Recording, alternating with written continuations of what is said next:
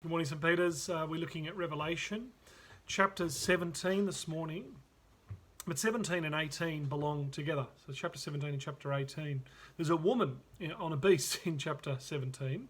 But in chapter 18, it talks about a city called Babylon. But look at verse 5. The title is written on her forehead. It's really clear who this woman is. Mystery, or Revelation. Babylon the Great, the mother of prostitutes and of the abominations of the earth. It's an extreme picture, a really radical picture of the city being the woman in this particular case. Now, a woman, it doesn't get a hard rap because later on you see this is a contrast.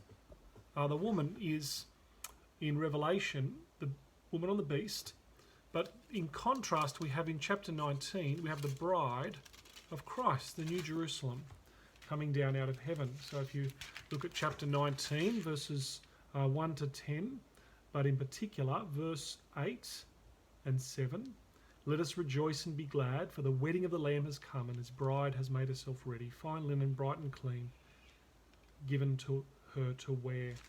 So the woman is a picture. Often in antiquity, we have women being the picture of a city, and we have Babylon on the one hand, and we have the bride of Christ on the other.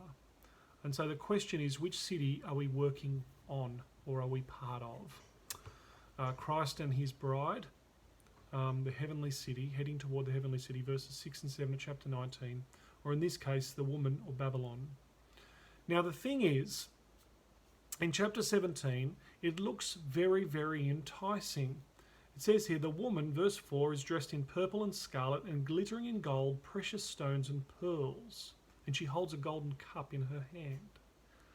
The idea here is a terrible image of a whore, a prostitute, and outwardly she looks enticing and interesting, exotic and desirable, and she's filled with all of these, adorned with all these glittering jewels, and she holds out a golden cup.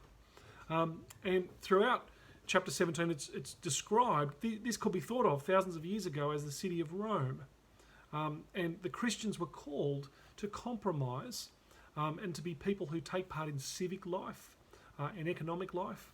And sometimes they would have had to have worshipped other gods, or at least given lip service to other gods in order to allow economic and civic life to keep flourishing.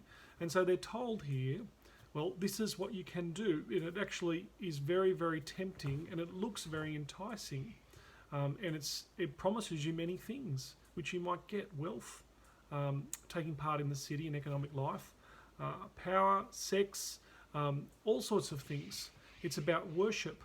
But Jesus is saying, in the end, this is idolatry. And he's really saying, all of this, what city are you working on? And that's chapter 17. And so the city that we're to work toward is the New Jerusalem. The one that, you notice in chapter 21, the New Jerusalem has jewels as well. But the jewels are the studded jewels of the temple of God. That is God's presence coming to live with his people.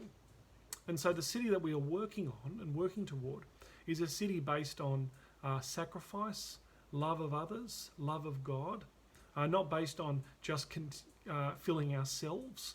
And this is why in verse 4 it's really arresting, the imagery, but it's designed for us to see the reality. She's glittering with gold, precious stones and pearls, holds up a golden cup, but it's filled with the filth of her adulteries.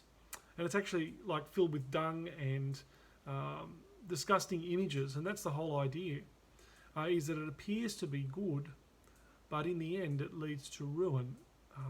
That is self-fulfillment, selfishness, and the desire to worship things of the world will lead to things that are really, in the end, going to be not self-fulfilling, but will wreck us.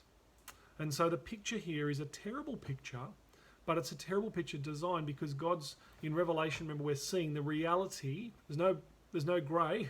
We're seeing the reality of those who live for God and those who live for the world. And God wants to show us this in order to shake us and to arrest us into thoughts of thinking of loving God and loving others and living for him.